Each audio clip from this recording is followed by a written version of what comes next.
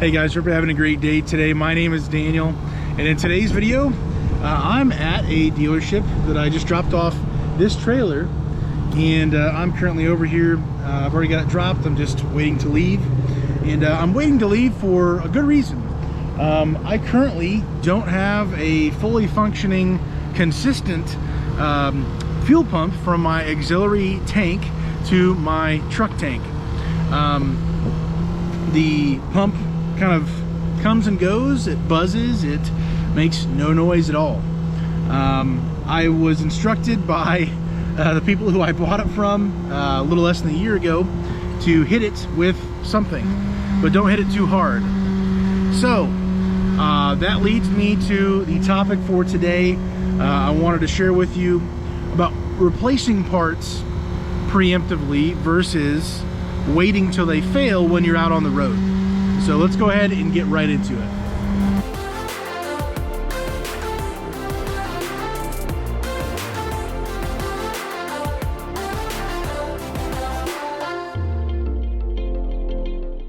So as I'm kind of waiting out the clock here, simply getting my transfer pump to actually transfer all the fuel I need to be able to get home and to get up to Goshen to be transferred over to the truck before I get out on the road and try to intermittently get off the road and on the road to try to hit it and get it to go as I'm driving. I just want to make sure I have all the fuel I have now to where I can get out on the road.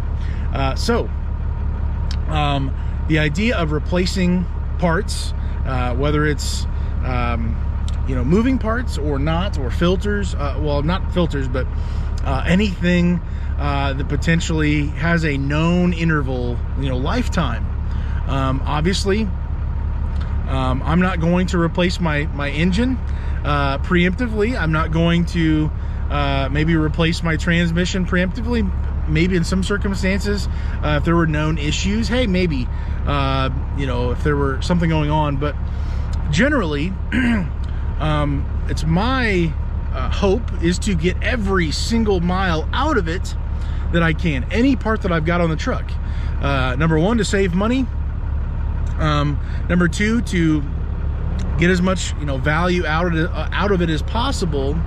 And then lastly, to be able to keep good track of everything that's going on with my truck, and to have a good expectation. How long should these things last? At least maybe the first time you go through a part that fails, maybe write that down. Hey, this lasted 100,000, this lasted 300,000, you know, and get a good idea of what that looks like for you, so that when you replace that part, you should have a good idea of what it's supposed to last, or potentially it might last very similarly.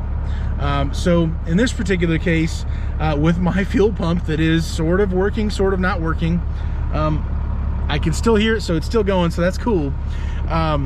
In this case, I had the original pump that came with the the auxiliary fuel tank, I'm sorry. It came with it. I bought it used. Somebody down in Arkansas who got in and out of RV transport evidently, and got it from Dooley Depot. Well, I have used that pump and that fuel filter setup, obviously not the same filter, for about 5 years. About a year into it, my other pump had failed. I bought this one, did some modifications to the bottom of it so the actual tank doesn't fail. However, it was the original pump and the filter housing, or whatever you'd like to call it. I have replaced the hoses just to be, have a peace of mind about the hoses. However, I've been told by many people that the similar pump that everybody uses for these auxiliary fuel tanks for the diesel fuel lasts about 3 years at the most. And I'm at 5 years, a little over 5 years now with this thing. And so I thought, that's interesting. So I'm at 5, and yet they say it's 3. I better preemptively change out my fuel pump because I don't want to be stuck on the side of the road with fuel but no fuel. And so it's going to save me time, it's going to save me money, a headache, all these things seemingly. So I went ahead and did that. I replaced it less than a year ago. somewhere around 6 months ago, maybe, I believe.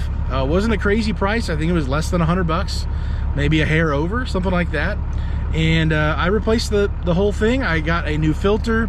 I think I had them check the bolts, the mounting bolts, to make sure nothing had shifted. Everything was secure, safe. The hoses were clean. They were good. All that stuff. I wanted to do a full inspection going into winter time. So I guess it was right before winter when all this kind of went down, I believe. So I had them preemptively change out that pump. They had nothing going wrong with it, but it had been almost double the length of time that everybody says these pumps go.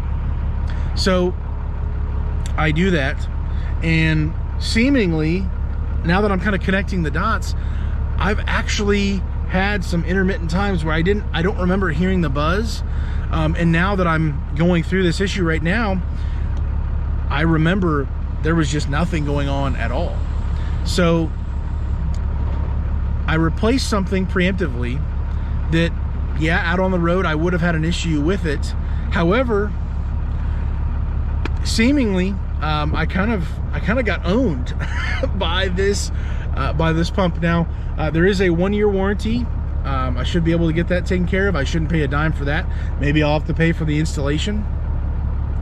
However, it's just interesting, the idea of not just this fuel pump, but any type of moving part on your truck, any type of, I've recently gone through it, U-joints, carrier bearings, other things that have a known length of time.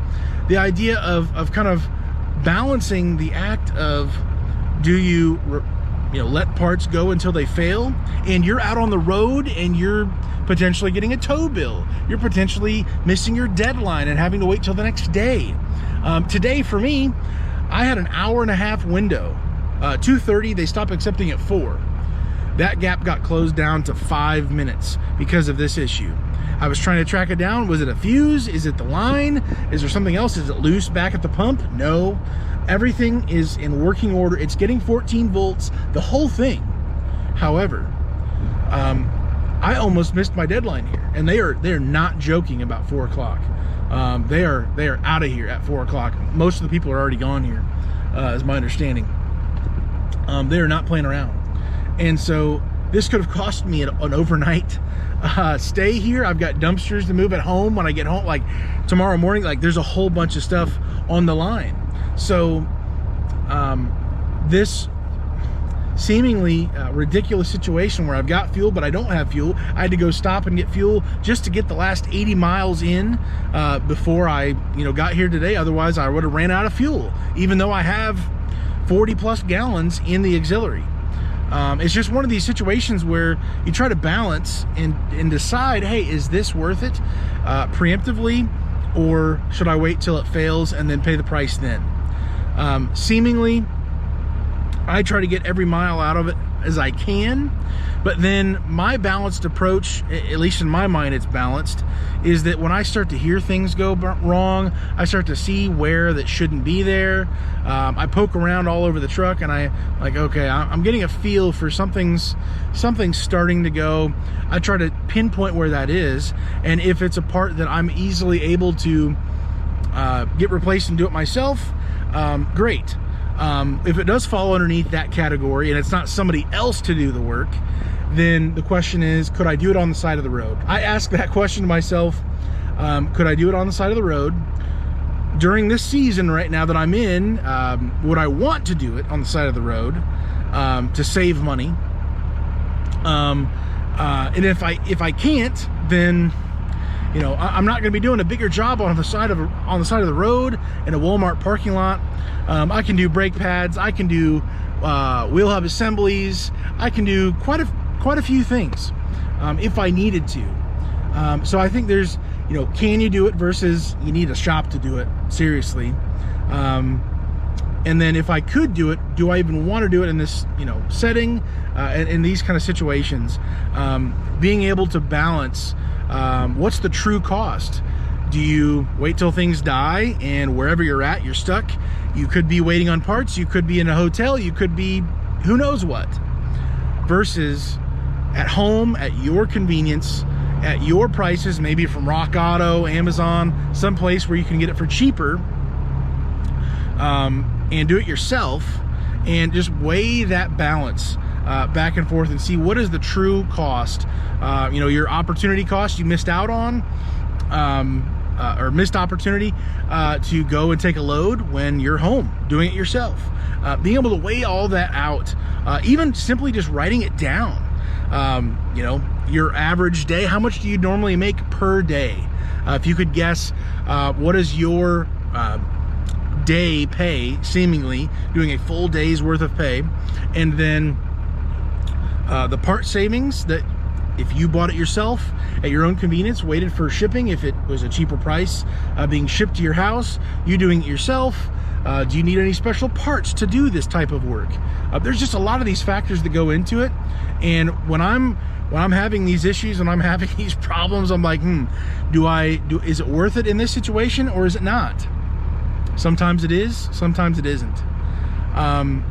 For me, in this particular case with a silly transfer pump, I'm feeling a little silly, because who knows how long that 5-year-old pump could have lasted. If it lasted almost double the length of a normal pump, maybe there was just some type of unicorn dust on that pump that was just going to let that puppy roll for a long time.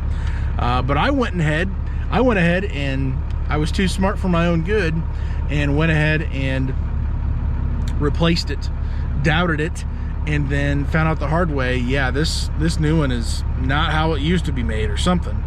It's not broken in, or something's just loose, or something like that. And just really kind of learning the hard way. It almost cost me this delivery here. I've got to be home tomorrow. So just want to be thoughtful. Could I change out the pump myself? Could I have had one on hand I preemptively would have bought myself, had on hand and done it myself on the side of the road or at my convenience? I could have. That's all there is to it. So anyways, just wanted to be thoughtful about this. Maybe this is a subject that you care about. Maybe it's not. Maybe this is, you're not going to do any of the work. You're going to wait till things fail, or the second you hear something, you're trying to preemptively replace things.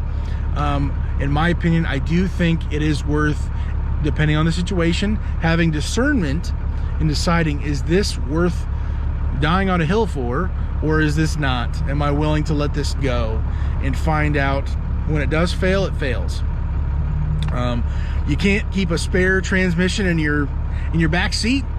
You can't, maybe you don't want to keep a set of injectors underneath your chair. Like, what does that look like to you? What does balance look like to you in your setup for your finances, for your maintenance fund, or catastrophic fund, whatever you want to call that? Let me know down in the comments below where you're at, where you are sometimes replace immediately as soon as possible at your own convenience type of a thing as soon as you hear something, or do you let things go? Are you 50-50, 30-70, 70-30? Let me know. Hopefully you have a great day today. Stay safe, and God bless, guys.